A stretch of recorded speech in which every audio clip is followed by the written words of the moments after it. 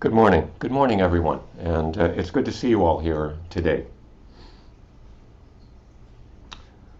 Well, today we have the special pleasure of welcoming a guest speaker, Richard Ollier. Richard is a retired history teacher who lives in Birmingham, England, and joins us through the miracle of all this technology.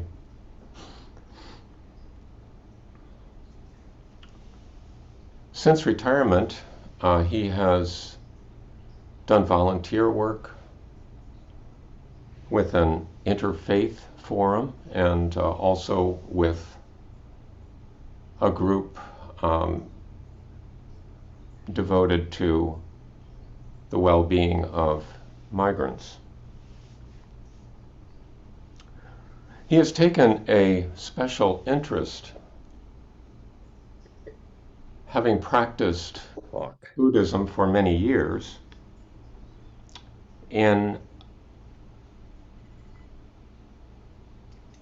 Avalokiteshvara, also known as Kuan Yin, also known as Kannon or Kanseon.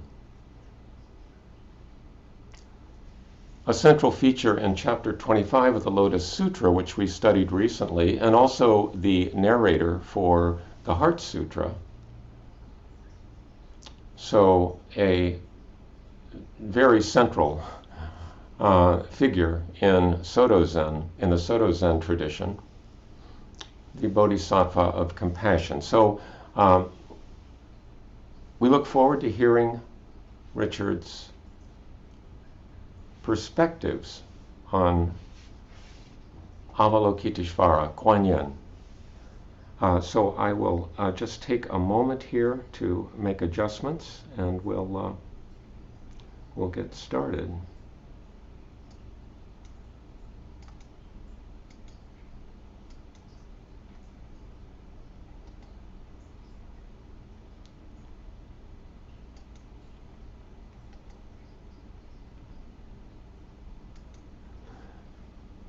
Welcome, Richard. Thank you, Will, and thank you very much indeed for the warm introduction and the warm invitation. Thank you very much indeed. What I'm going to talk about is a very personal response, and I wouldn't want anybody to think that it was a kind of hard and fast doctrine. I think the Buddhist life consists of us always rethinking and reappraising what we do and the practice we do, and that's the spiritual life, I guess. When Will and Carol very kindly invited me to speak to you today, they gave me sort of three possible things I could talk about. First of all, the history of Mahayana, that great vehicle of Buddhism, of which, of course, both Pure Land and Zen are major parts, and which rather condescendingly refers to the rest of Buddhism as Hinayana, the lesser vehicle. That was one thing that it was thought I could talk about. The other one was Kuan Yin, and the other one was the idea of refuge. And greedy soul that I am, I decided to speak about all of them. Don't worry, I know I've only got half an hour, and I could speak probably for 24 hours on some of these things. But the bits on the history of Mahayana and the bits on refuge are probably, I'm going to go through those quite quickly at the beginning and the end, but the central bit is about Kuan Yin. But because my personal practice, my personal devotion to Kuan Yin is kind of related to the broader Mahayana perspective, I thought it'd be quite good to start at that point with a little bit about Mahayana. Now, the thing about Mahayana is that it's when you read about it, the theories are so complex and so almost contradictory in places. We know where Mahayana is practiced. We know that it's spread from Northwest India into Central Asia, China, Korea, Japan, Vietnam, Tibet, although some people talk about Tibetan Buddhism as a separate vehicle, Vajrayana Buddhism. And we know that the Theravada, or the Hinayana, the terms don't quite match up, but we know that the Theravada countries are broadly Sri Lanka, Myanmar, Thailand, Cambodia, and Laos. But what we don't really have a consistent grasp on is exactly when Mahayana kind of broke away, if that's the right, or even if it did break away, if that's an accurate description. Some people say it was around the 1st to 2nd century of the Common Era. Some people say it was before then, in the 1st century, before the Common Era. So there's sort of already about when it happened, there's no real consensus. And certainly what the distinguishing factors of Mahayana or features of Mahayana are, nobody quite knows those either. We know that we all Mahayana Buddhists take the idea of bodhisattvas very seriously, of course, and they are central to Mahayana Buddhism, the idea that there are beings who postpone their own enlightenment in order to re-enter samsara for the benefit of all beings. So that's a central notion. Beyond that, who knows? A very famous classical Buddhist scholar called Richard Gombrich, late 20th century scholar, identifies Mahayana with the rise of writing in sutras. Before about then, sutras were usually memorized and passed on through chanting and so on. Gombrich says once you've got written sutras, that's the starting point for Mahayana. But the Pali Kannon, the Theravada scriptures, were written down round about the same time, if not a bit earlier. So they too had writing, but was it significant with them in the same way? Who knows? Other people say that it was a kind of, the Mahayana was a kind of revolt of the laity against the power of the monastics, and that Mahayana practice was centered around stupas, reliquaries in or outside the temple grounds, and so it gave the laity an alternate power base rather than the monasteries. Some people say it was a group of hardcore forest dwellers, very ascetic in their practice, who established Mahayana. So if you're anything like me, you get totally lost and confused among this kind of welter of academic theories about what it was. But I've picked out one as central to my own practice. And this is the idea that one of the things that distinguishes Mahayana is that the sutras become performative. What I mean by that is, and this is an idea, I can put this in the chat box later on if people want to follow this up, but a guy called Douglas Ostow emphasizes that the difference that you get, and you guys know more about the Lotus Sutra than I do, certainly, and yeah, I've listened to some of Will's wonderful talks about this. These sutras, says Ostow, were made to be performed. They were made to be transformative of our consciousness. And one of the key ideas behind this idea as performance was a change in the meaning of a key term. And that key term, don't want to get technical here, but is samadhi. Samadhi is a term that Buddhists kind of throw around quite liberally, really, without it being very precise about what it means. Samadhi in the kind of pre-Mahayana traditions, if you like, is concerned with one pointed concentration, mental focus.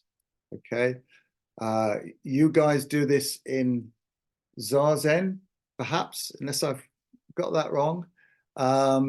And to a certain extent, Pure Land practitioners do it with an Nembutsu. It's a kind of a single focus for our minds and our practice.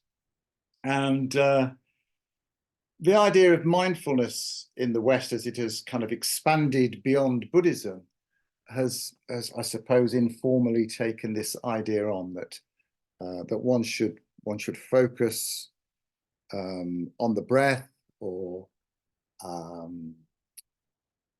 whatever your object of attention might be.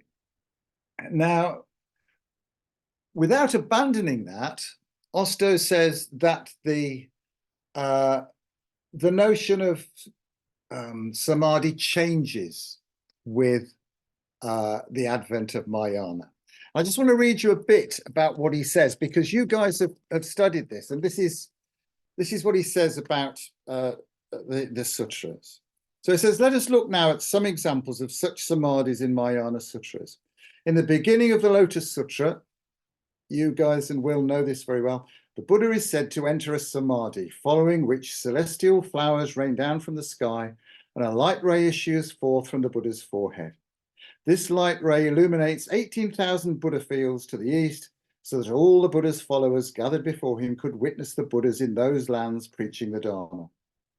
Likewise, at the beginning of the Gandharva Sutra, the Buddha enters a samadhi called the Lion's Yawn that transforms his pavilion and surrounding park into an infinitely vast jeweled space.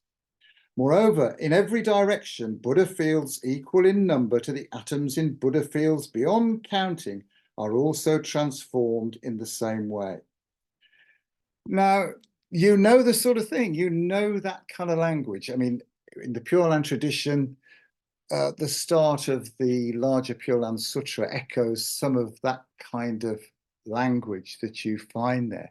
And what are we to make of it? Now, obviously, it's kind of, a lot of people would dismiss it as insane, I suppose. If you say that it's symbolic, I don't like this idea that these descriptions are symbolic, because it kind of demeans the idea, to my mind, of what the sutras are about. So if it's not realistic and if it's not symbolic, then what is it? Well, I would suggest that it's a kind of a script. It's a script that we enter into and kind of perform inside our heads as we listen. And so this is another kind of samadhi, not a one-pointed samadhi, but a transformational samadhi, which changes us on our attitudes and the way we behave in everyday life. Now, okay, so if we think of this now in terms of chapter 25 of the Lotus Sutra, the universal gateway. Incidentally, I love the whole idea of gateways. You get gates throughout, the notion of a gateway, of an entrance throughout Buddhism, I suppose, particularly perhaps through Chinese and Japanese Buddhism, certainly physical gates on roads in historic Japan were very much transitional between one state or one area which is governed by a particular authority and another area is marked by a gate that one passes through with certain rituals. And I think it's very useful to see, obviously, the universal gateway is a gateway through which we're all invited to pass. And it's gateways are transformational. Once you go through a gateway, you're not the same person that you were before you go through the gateway. And I would like to suggest to you that we can view texts as gateways into another samadhi, if you like, into another kind of reality. They're transformational of our lives and of our consciousness. And they're the main identifying factor, I would put to you, of Mahayana sutras. So we've looked at the, now Carol very kindly sent me a translation, the Gene Reeves, I nearly said Jim Reeves then, so the Gene Reeves translation of the Lotus Sutra. And it's very interesting because I've looked at lots of different translations of the Lotus Sutra. Gene Reeves, I don't want to go off on a tangent here, but he's a very interesting guy in his own right, actually, Gene Reeves, for those of you who don't know. I mean, he identified as a Buddhist, a Christian, and a Universalist. So he's coming to his task of translating the Lotus Sutra from all kinds of different perspectives. Very interesting chap. In the 60s, he was associated with Martin Luther King. Actually, he was very supportive of Martin Luther King. When Martin Luther King called upon Christian ministers to support him at Selma, Gene Reeves responded to that call. So a very interesting guy. I want you to be, I just want to remind you that this Universal Gateway chapter, obviously, I don't know if you've talked about this, Will, but in the Lotus Sutra, there's always a prose section, which is kind of then recapitulated in verse. And it's the verse sections which particularly interest me, because they probably came first and they were in verse to make remembering them easier. But the verse section of chapter 25 is very interesting to me because of the refrain that gets going in it. And if some of you guys will have chapter 25 in front of you, I understand. If you haven't, don't worry, it's not essential, but it's quite interesting. The refrain that I'm interested in in the Gene Reeves translation is the line, by mindfully invoking Kanzion's power. Will's already explained to us that Kanzion, just like Kannon, is a Japanese version of Kuan Yin, of the name Kuan Yin. So every few lines, certainly in the early bit of the verse section, you have that chorus, that refrain, by mindfully invoking Kanzion's power. Now, I've looked at quite a few other translations. Incidentally, again, I don't want to get too technical about this, but virtually all the translations of the Lotus Sutra that we have are based on the translation from Sanskrit into Chinese by the wonderful Kumara Jiva, who has kind of got rock star status in the world of classical Buddhist translators, a wonderful chap who translated the Lotus Sutra in the year 406 CE. And he translated it into Chinese, and most of the translations into English that we've got these days come from Kumara Jiva's translation. Okay, so some of the other translations, some of the other versions of the chorus line, if you like, from Universal Gateway, just let him think on Quan Yin's great power, one thought of Quan Yin's saving power, and think on the power of that perceiver of this world's sounds. So lots of thinking going on in there. As we've seen, Gene Reeves uses the term mindfully, but the other ones use thinking a lot. But my favorite one is a translation, this is a bit technical again, but it's made by the Buddhist Translation Society at the Dharma Realm Buddhist University in California. And they use the word evoke the strength of Kuan Yin Bodhisattva. So whereas Reeves says, by mindfully invoking Kanzion's power, my favorite translation says, evoke the strength of Kuan Yin Bodhisattva. I love that word evoke, and I love strength, because strength is other power. It's the power of the Buddhas, the power of the Buddhaverse, if you like. I love that expression, the Buddhaverse, the power of the Buddhaverse. So I like, other translations use invoke. I like evoke or invoke because they mean to call on, to summon up, to conjure forth, to produce, to bring to light. And I love all those notions that if we call upon Kuan Yin, that is what we are doing. We are bringing her to light. Incidentally, when I see, some of you may be confused when I'm referring to Kuan Yin as a female, that started off very much historically as a male character. But by about the 12th century in China, for reasons which we're too complicated to go into here, he receives a sex change, and most people today prefer to refer to Kuan Yin as a female. Okay, so what I'm saying is that this is another example of this kind of transformative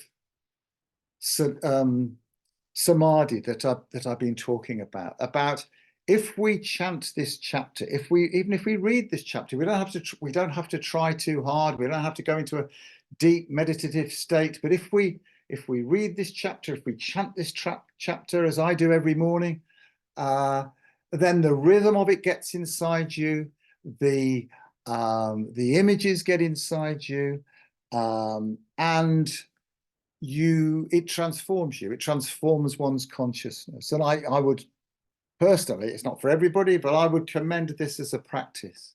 I know people have their own practices, and I respect that. And but I'm just saying what it does for me, really. It's not our power. It's enabling us to access through a text, through chanting practice of that text. It's allowing us to access Dharma power. Okay. You know, this Christian idea that God has no hands but our hands. You know, we have to, and I often think that's the case. You know, that with Buddhists, that the Buddha has no hands but our hands. If we want to change things, then we have to allow ourselves to be changed by accessing that power, and we do that through texts, through the transformative power of texts. And Todd Lewis is a guy, if you're interested in reading about this sort of thing, and some of you may be and some of you may not be, that's absolutely fine.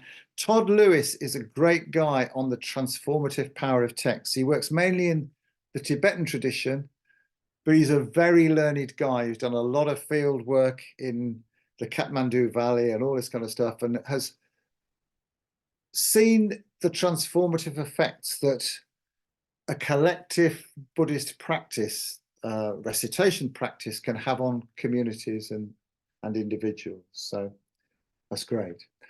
Right. I'm conscious of the fact of time. I just want to end up by talking a little bit about refuge. You know, we're taken through the universal gateway, through the power of this practice, the power of this samadhi. We're taken through the universal gateway. And what is on the other side? Well, what is on the other side is refuge. And as you know, refuge is an absolutely central idea in all Buddhist traditions. And I think most Buddhists would see the act of taking refuge as the defining act of what it means to be a Buddhist. Okay. And the obvious, the main three refuges are the Buddha, the Dharma, and the Sangha. So we also take refuge in a number of kind of subsidiary, if you like, things as well. As Pure Land Buddhists, we take refuge in the Pure Land. I see my practice as taking refuge in Quan Yin. One hands over one's well-being to a power, a Buddhist power that is greater than oneself, and which is compassion embodied, which is, in my case, primarily Kuan Yin. But I want to leave you with a perhaps slightly more controversial idea as well. And I have some great discussions with Carol, incidentally, on this sort of stuff. And we don't always agree, but it's always fruitful, and I learn so much through talking to her. Right, so this idea is that, and I want to kind of leave you with this thought, really, that, and I think it applies to the idea of refuge, not just with the case that I'm talking about with Kuan Yin, but when we take refuge in any Buddhist practice, really. That it's, and the idea is this, that it's not only us taking refuge in my case, Kuan Yin, but it's also allowing Kuan Yin to take refuge in us. Now, what do I mean by that? Because it can sound a bit kind of self-powery and a bit arrogant and a bit, you know, but we live in a, you don't need me to remind you that we live in a very violent, hostile, scary world. And it's our responsibility not just to take refuge in something good and compassionate and wise, but it's also our responsibility to nurture and to protect the Buddhas and the Bodhisattvas.